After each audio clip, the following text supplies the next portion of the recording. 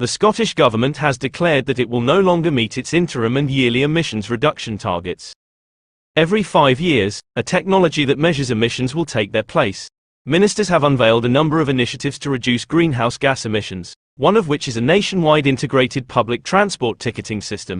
Legislation akin to the carbon budgets implemented by the governments of Wales and the United Kingdom will be introduced. The long-term goal of reaching net zero by 2045 is something the Scottish Government, steadfastly, maintains.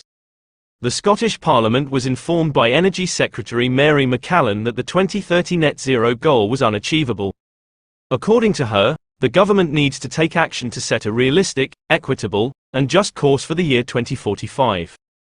In order to address the issues brought up by the Climate Change Committee, CCC, and make sure the legislative framework more accurately represented the realities of long-term climate policies, Ms McCallan stated that the Scottish Government will propose expedited legislation. The announcement was surrounded by more than a dozen core policies. According to Ms McCallan, the Scottish Government will provide a route map and assist in reducing reliance on vehicles by 20%. In the statement, she added that the government will collaborate with the farming community to maintain food production while reducing emissions, and that small businesses and independent traders would be at the core of the effort to reduce the use of cars. According to her, the government plans to construct 24,000 more charging stations for electric vehicles by 2030, more than doubling the current number of charging stations in Scotland. According to a CCC estimate referenced in a recent Transport Scotland report, the UK will require over 280,000 public charging outlets by 2030, meaning that Scotland would require roughly 30,000 in total. She indicated that throughout the summer, a consultation on a carbon land tax on the largest estates will begin.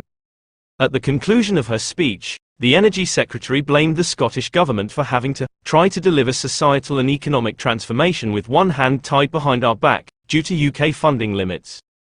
"I'm upset and disappointed." In response to questioning, Ms McCallan stated that while she was disappointed herself by the news, it only constituted a minor change to the government's larger intentions.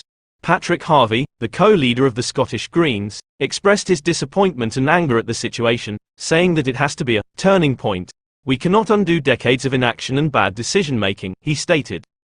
"However, we can make sure that Scotland takes the necessary steps to bring about the fundamental shift more quickly.